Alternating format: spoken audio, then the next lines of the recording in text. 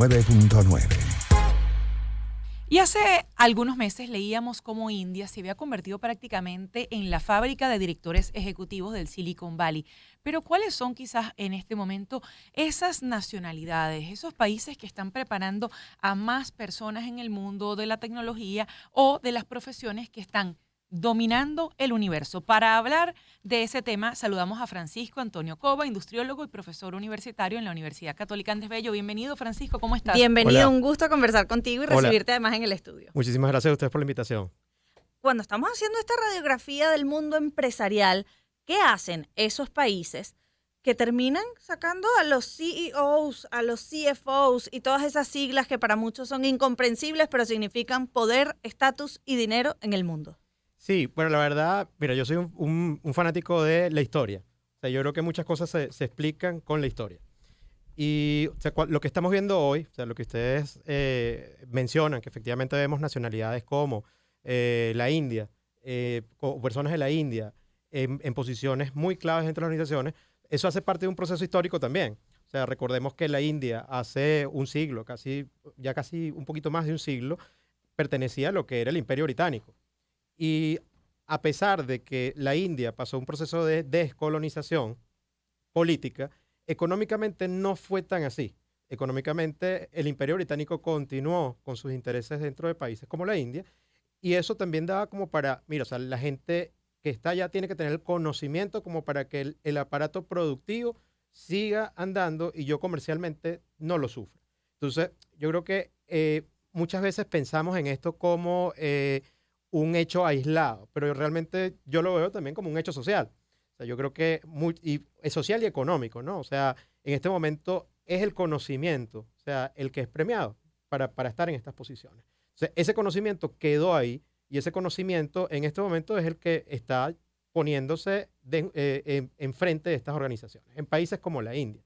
Pero, digamos, si nos traemos un poco más hacia estas latitudes, países como México, o sea, son las personas que muchas veces tú escuchas, oye, mira, ¿quién es el CEO de esta compañía que está en Chile, que está en Uruguay, que está en Colombia? No, es un mexicano y tal. ¿Pero por qué pasa esto? Bueno, porque también en el siglo XX, cuando Estados Unidos sufría una de sus crisis económicas, muchas organizaciones migraron sus industrias manufactureras hacia su país vecino, que era México, que era mucho más barato, que no tenía la legislación con el tema de los sindicatos y todo este tipo de cosas, y efectivamente eso permitió que el conocimiento de cómo manejar ese tipo de industrias quedara en ese país, y hoy en día, casi un siglo después, o sea, vemos cómo esas personas o esa formación o ese conocimiento se pone o se ve en práctica dentro de las organizaciones. Entonces, yo lo veo eso como un hecho histórico, un hecho social. Y además del hecho social, no está enmarcado quizás en el modelo educativo o también es atribuible a las condiciones que en ese momento tiene la nación. No sé si vaya en el mismo espíritu de lo que acaba de decir, pero hay contextos históricos en los que un país, por determinadas razones, tiene una situación complicada adentro y exporta a migrantes, y esos migrantes se convierten justamente por el tener que echarle más pierna que los demás en los que son en este momento directores o brillan en líneas generales. O sea, ¿cuáles son quizás los otros factores asociados a? Totalmente, o sea, totalmente, o sea, yo creo que tú has dicho lo que yo te había pensado, ¿no? Porque efectivamente el factor educativo es clave. O sea, y si utilizamos el ejemplo de la India, o sea, las universidades en la India no se fueron cuando la descolonización, o sea, quedan ahí, el sistema educativo queda, o sea, y se sigue educando. En Egipto, por ejemplo, que es un país que tú dices, oye, no, o sea, está muy lejos, es un país del Oriente y tal. Las universidades que hicieron los británicos en esos países, o sea, continúan y siguen sacando gente que hoy en día son egipcios, porque no son los hijos de los ingleses que siguen viviendo allá, ¿no? O sea, son personas que son provenientes de allá. O sea, trayéndolo nuevamente a estas latitudes, o sea, y está un ejemplo que nosotros lo tenemos muy claro y muy cercano. O sea, los venezolanos que están fuera hoy día, que como tú bien lo dices, o sea, fueron educados, o sea, se formaron, invirtieron en su educación. Hoy en día quizás no, nos perdemos en esos números de, oye, mira, sí, hay 6 millones de migrantes y tal, o lo que sea, pero te pierdes en esos datos que de repente dice, ¿cuántos de esos 6 millones están en posiciones claves de organizaciones que efectivamente y están tomando decisiones? Y, o sea, te voy a dar un ejemplo, mi ejemplo, porque bueno, creo que es lo que te puedo compartir también más cercano. O sea, hasta hace muy poco, o sea, yo pertenecía a una transnacional, o sea, me llama una transnacional para solventar un problema, una crisis que tenían, atravesando todo el tema del COVID, una aerolínea que está atravesando todo el tema del COVID, y dijeron, oye, ¿cómo hacemos esto? ¿Quién puede tener las competencias? Y de repente dijeron, mira, o sea, hay un venezolano. O sea, un venezolano, ¿quién ha vivido más crisis que ese venezolano? ¿Quién las ha resuelto? ¿Quién las ha sorteado? Y quizás eso tuvo el valor suficiente como para decirme, nosotros confiamos en que ese capital humano está formado, ese capital humano ha afrontado esas crisis, lo ha solventado y para eso están y bueno, y para adelante. O sea, y yo creo que como ese hay muchísimos casos que se replican. Pero puede ser también una política de Estado ver en el capital humano una oportunidad. Totalmente, o sea, y debe ser así. Cuando los estados se dan cuenta de eso, invierten en educación, invierten también en enviar a su capital humano a esas universidades o a esas instituciones o los hacen hacer pasantías en empresas que, pero ¿con qué objetivo? Con que traigan el conocimiento de vuelta. O sea, no te mandan a que, bueno, mira, vete y quédate por allá, haz tu vida, cásate y todo lo demás. No, o sea, te mandan y te dicen, mira, efectivamente, necesitamos potenciar ese conocimiento, necesitamos que determinada industria, la industria petrolera, la industria minera, la industria aeronáutica, lo que sea, necesita que gente de una nacionalidad tenga ese conocimiento. Los mando, pero eso sí, genero las condiciones para que ese capital vuelva. Que ese fue básicamente el principio de las becas Gran Mariscal de Ayacucho. Por ejemplo, así fueron pensadas. O sea, estaban pensadas para qué. Bueno, mira, yo te financio tu educación en las mejores instituciones de Estados Unidos, de Europa. Eso sí, o sea, con un compromiso de que tú vuelves. O sea, y si tú vuelves, no me vas a pagar lo que estoy invirtiendo en tu educación. Pero si no vuelves, entonces, oye, ahí entras en un temita de morosidad con el Estado. ¿Por qué? Bueno, porque la idea es que tú vuelvas y pongas en conocimiento, pongas en perspectiva ese conocimiento. Exacto, lo que el Estado te dio, lo devuelvas entre comillas. Francisco Antonio Cova es nuestro invitado, industriólogo y profesor universitario en la Universidad Católica Andrés Bello. Comenzábamos esta conversación con los indios, luego hablaste de los egipcios, también nombraste a los mexicanos, pero quizás que otras países, estados están trabajando por eso. ¿Qué pasa con los chinos? Fíjate, los chinos tuvieron inicialmente una política muy, muy de ellos, ¿no? O sea, tú no veías que tuvieras ejecutivos chinos por todas partes. ¿Por qué? Bueno, porque ellos inicialmente estaban en lo que muchos llaman el capitalismo de Estado. Ellos dicen, mira, yo formo mi gente para mí, o sea, y está aquí, y efectivamente decían, mira, yo tengo esta industria súper desarrollada, pero era todo un misterio. Y se dieron cuenta de que hay una parte que se estaban dejando de ver, o sea, estaban dejando de ver lo que estaban haciendo sus competidores en el mundo. Y en la década más o menos del 90, empezaste a ver 90, 2000, empezaste a ver ya personas de nacionalidad china en transnacionales tan diversas como transnacionales suizas.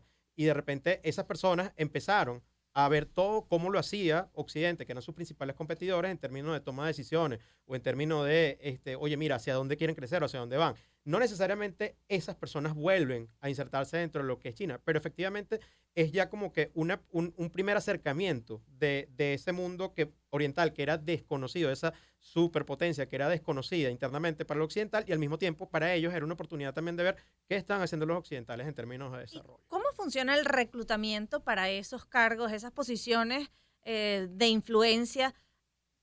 Porque no me imagino al CEO entregando su carpetica con su hoja de vida en recursos humanos. No, la verdad no. Yo creo que ya para ese tipo de posiciones va mucho más de lo que hayas hecho en tu trayectoria. O sea, y yo creo que cuando ya vas escalando... Pero hay cazatalentos. Sí, totalmente. O sea, ya cuando vas escalando en ese tipo de posiciones, tal cual como tú dices, creo que muchas veces no haces más nunca tu currículum, nunca más, sino es que, o sea, actualizas en LinkedIn, mira, estoy en esta empresa y estoy haciendo y tengo el cargo de presidente. Ni siquiera pones cuáles son tus responsabilidades, porque si ya tú dices, mira, yo soy el vicepresidente, yo soy el presidente de esta organización, digamos, no tienes por qué dar el detalle de lo que haces. Ya tu posición habla por ti mismo, la responsabilidad que tienes. Entonces, nunca deja de estar en contacto o en networking con ese mundo laboral a través de este tipo de redes. Pero la verdad es que hay una estadística que yo creo que es totalmente cierta, que es que quizás el 70-80% de estas posiciones se dan es por el relacionamiento que tienen estas personas.